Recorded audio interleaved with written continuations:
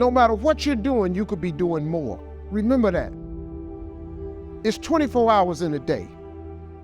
You got to use as many of those hours to prepare stability for yourself as you can.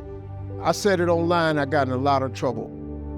If you sleep 8 hours, you're not ever going to be rich. If you have any dreams of being rich, you cannot sleep 8 hours a day. It's only 24 hours in a day. If you sleep 8 hours, that's a third of your life. How can you cannot be asleep a third of your life and become successful. You can't. People got mad at me, they're talking about Steve Harvey prefers wealth over health. No, change is inevitable. So here's what's gonna happen.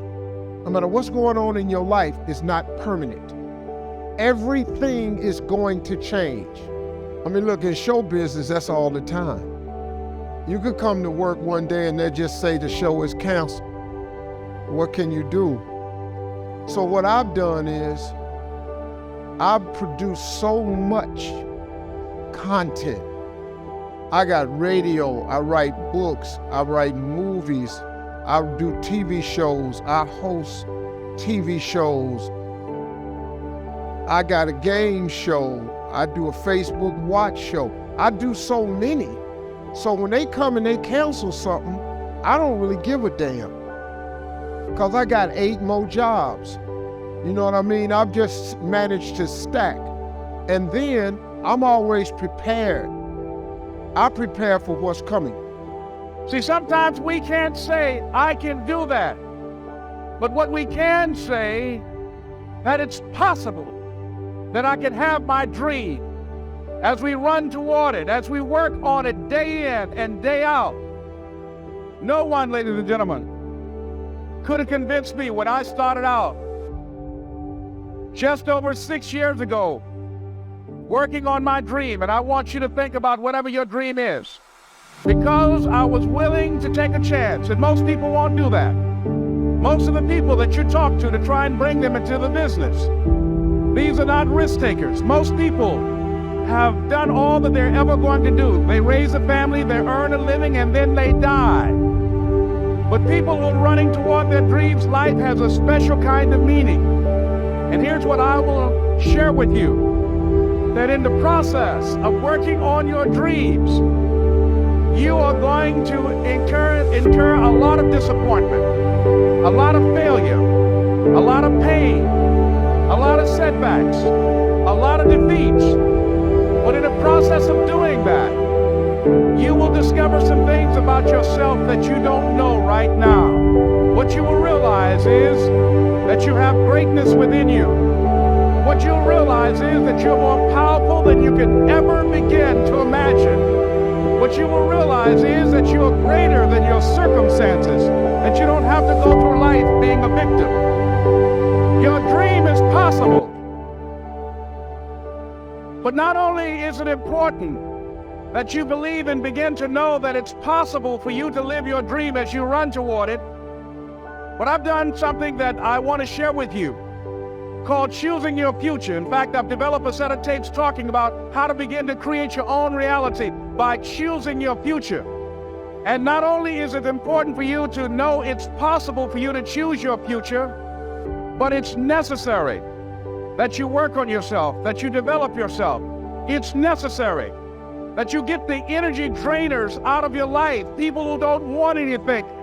It's necessary to know that everybody won't see it, that everybody won't join you, that everybody won't have the vision. It's necessary to know that a lot of people like to complain, but they don't want to do anything about their situation, that you are an uncommon breed. You know, you have to know within yourself, to explore various ways in which you can improve the quality of service that you're providing for the people in your organization. You can't be passive and indifferent. You have to have a holy determination. It's more than just your will. It's a fire on the inside, a knowing that it's supposed to be yours. When everything says it's not going to happen, instead of getting discouraged, you kick in to a new gear. Normal people would give up. Normal people would settle, but you're not normal. You want it on another level.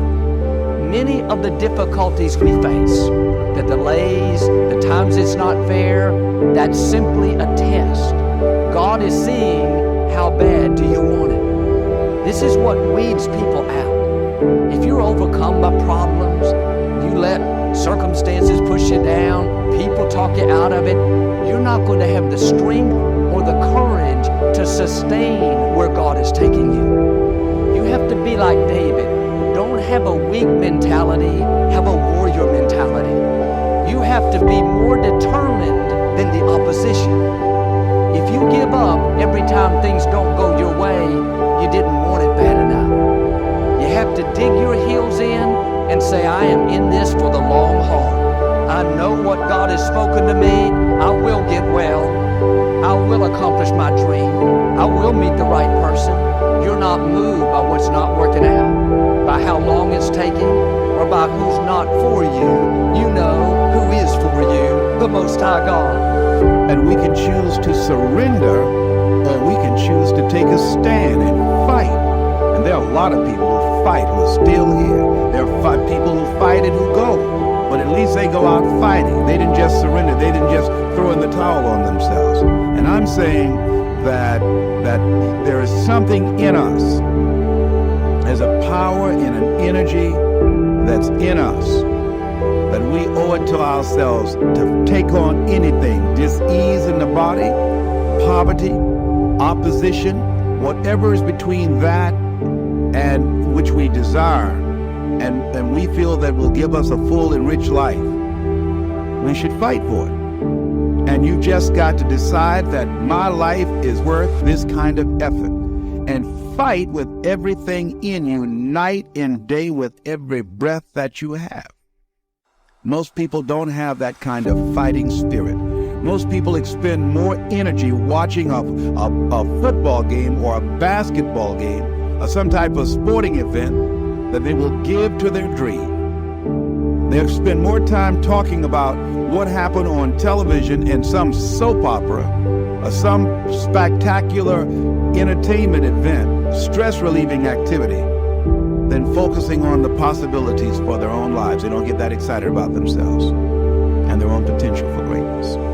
And I'm saying that we need to begin to start focusing in on ourselves and using our energies to move us from where we are in the direction of where we want to go. Overcoming the automatic mind that our experiences, our past results have told us, our current reality. Beginning to know that this is not it. That we are always involved in either creating reality or buying into the reality that we see. So we begin to learn how not to judge according to appearances. As we begin to, with everything in us, tenaciously to pull down the strongholds on our minds and do maintenance work to make sure that those negative thoughts and that automatic mind doesn't creep in on us again. So we're worrying about or beginning to only focus on and see the obstacles and the limitations as opposed to the solutions or the possibilities. As we work on ourselves constantly, what we will find is that we become at one or in alignment with the universe, and we are able to produce what appear to be miracles to most people, but it's only a perfect outworking of the law when we are working in harmony with the universe. And so the key to it is beginning to continue to have a vision of what you want to create, of constantly working with your feelings and your energy, keeping it positive, and engaging in actions and having things or the pictures, scriptures, music, friends, relationships, goals that challenge you and feed into you and create this new reality for yourself. Because as you continue to hold that in focus, as you continue to charge that with words and sell yourself on your having it, acting as if it already is, when you finally get that feeling, hit that level of consciousness, it will manifest.